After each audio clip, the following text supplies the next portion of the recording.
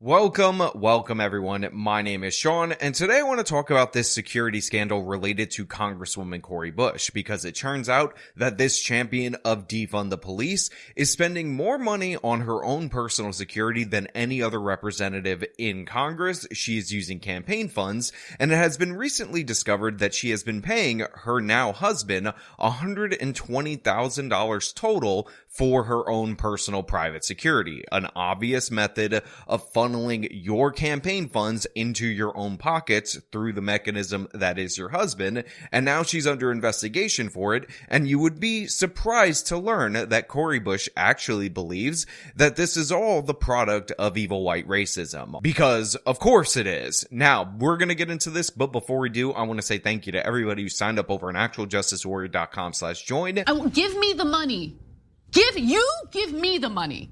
Okay. And thank you to the podcast listeners, Spotify, Apple, and Google's podcasting platform. Now, there's a few things that you guys need to know before we get into this story, because there's some misperceptions or misreporting related to this, and I think I need to clarify it so that you guys can understand what's actually going on. Now, some people are weirdly reporting that Cori Bush is using taxpayer dollars in order to pay her husband. It turns out that is not the case. If that were the case, then she would already be facing the consequences of that. This is all related to campaign funds. Now, one of the reasons why I find this to be incredibly funny is because Cori Bush is a so-called Justice Democrat, which is the organization started by Cenk Uygur and Kyle Kulinski, and those guys are obsessed with campaign finance reform, and campaign finance violations. So it is ironic that yet another candidate of the Justice Democrats has been caught potentially misusing campaign funds in such a way. Now, to my point earlier about Cori Bush spending more money on her own private security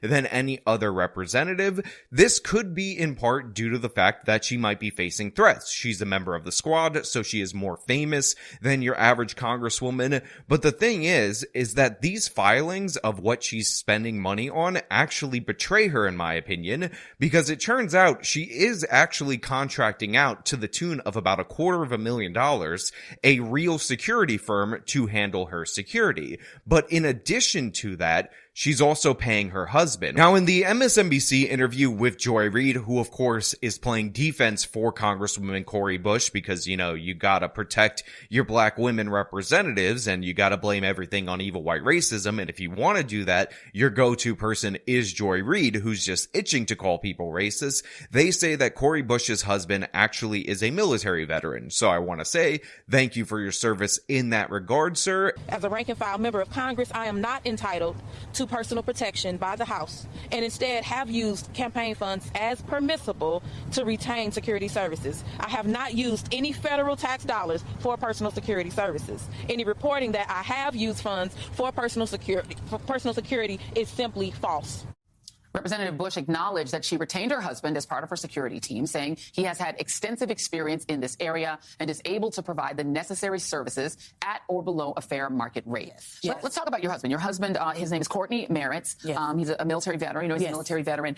Why was he the choice that you made in terms of your personal security? And that is one of the main things that the Cori Bush team is trotting out as a reason for why she hired her husband rather than another security firm, even though she did hire another security firm and she's paying through the nose for that other security firm. But in addition to that, she's paid her husband again to the tune of $120,000. Now, this is over time. According to her filings, she is paying her husband $2,500 every 2 weeks, so about $5,000 a month for his services. But that is the justification for why him above other people, even though they're hiring other people. I know this is getting confusing, that she's paying him. But the thing is, he doesn't hold a license to be a security guard in the state of Missouri, which is the state that Cori Bush represents. Now, look, I am no fan of Cori Bush. She happens to be a fraudster through and through, and the way that she gained popularity in her particular district is that she ran on the lies related to Michael Brown. She is a pusher of the false narrative that Officer Darren Wilson shot Michael Brown due to evil white racism, even though the Department of Justice reports forensics is clear. Michael Brown went for the gun, he attacked Officer Darren Wilson, and all of the forensic evidence and the majority of witnesses, and the witnesses who weren't caught in other lies, by the way, all back up that account. So I don't like her. She also accused right-wing opponents of lodging baseless complaints against her and noted that the Independent Office of Congressional Ethics had investigated the matter and unanimously voted to dismiss it. But to be fair to Cori Bush, there was a House investigation into this that I believe occurred last year or the year before, and they found no wrongdoing during the course of that investigation. But what is also true, aside from that, is the fact that that House investigation is limited in the information that they can gather in a way that the Department of Justice, who is now investigating her, are not. So they have more powers at the DOJ, they have more ways of detecting fraud, but honestly, regardless of whether or not this is determined to be something criminal, this is determined to be a campaign finance violation, it is incredibly sketchy that she is paying her husband up to $120,000 as of right now for security services, even though he's not licensed to perform those security services, while she is simultaneously paying a real security firm. And again, she's spending so much on this. We're up around $300,000+, closer to $350,000 out of the campaign coffers. So people who believed in her, who believed that she was against corruption, that she was going to stand up for the criminal Michael Brown, they believed the myth that he was innocent and that he didn't do anything, gave her their hard-earned money. They bought into the lies that she had been telling, and she's wasting their money in one of the most egregious ways that you can imagine, lining her own pockets, paying herself through her husband, and this dates back to when he was her boyfriend, and they were together, by the way, before she was elected, so this was a long-term relationship. It's just incredibly questionable. It is incredibly sketchy looking. And when you're somebody who says that you want to go above and beyond the normal campaign finance rules, that you want to institute new reforms to prevent double dealing and all this corruption, it's not a good look. So what was happening, there were a lot of issues with us retaining just good staff. What was happening? We had, we couldn't pay the big costs for security like some of my colleagues are able to do. And so we went with what we could afford. There are some members of Congress who are independently wealthy. Are you one of them? No, I'm not. And that is the reason that you're trying to figure out a way to pay for it. Yes. Also, what doesn't help her is that in this MSNBC interview, she talks about how she can't afford what these other representatives could afford because, Cori Bush, she's just an activist. She's a poor lady who doesn't come from all that much money, so she just can't lay out the big dollar amounts that other members of Congress lay out for their security teams, even though, again, Cori Bush spends more money on her own personal security than any other member of Congress. She drops more, not less. So this idea that she's going for the cheapest possible option is absurd. Now, there is something I also find to be incredibly funny about Cori Bush's talk with Joy Reid, and that is this particular clip right here. It worked out for a while, but then we started having call-offs, people just not showing up to work, people sleeping on the job. And so it was very hard for me to have security when it was unreliable. Now look, according to Open Secrets, the company that she contracts out primarily, not her husband, for security is a company called Peace Security. And in total, she's paid them $313,000. Now, I don't know anything about Peace Security. I don't want to disparage the company or anything like that. But I do know Cori Bush. I do know if given the opportunity, Cori Bush says that she would like to go with a black-owned or at least black security guards because she feels more comfortable with those people protecting her. And if you go to their Facebook page, or at least what I believe to be their Facebook page, it looks like they have in their cover photo 2 black security guards. So we're talking about a congresswoman who is obsessed with race, so much so that she has been elected on the racial fraud that is the Michael Brown case, and she's probably more likely than not to hire black people, and this is something that she would tell you because she's trying to uplift her own community.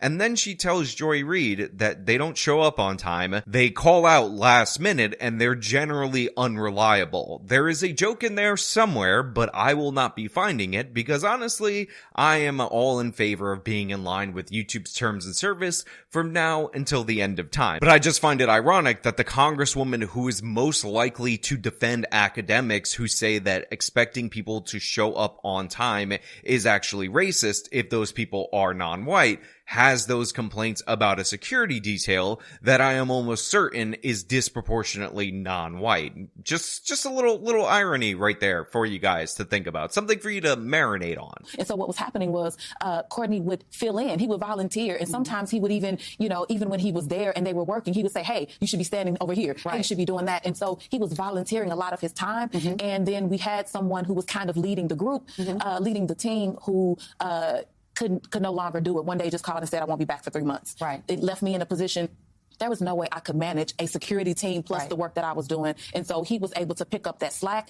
And not only was he able to pick it up, he could handle all of it. Also, another thing that doesn't really help Cori Bush is the fact that when you listen to her, when you look at her body language, and I know body language isn't an exact science, she's coming off like she's lying. She's coming off as dishonest. She's like, oh my God, we hired these people. They never showed up. They were consistently late. They wouldn't stand in the right place.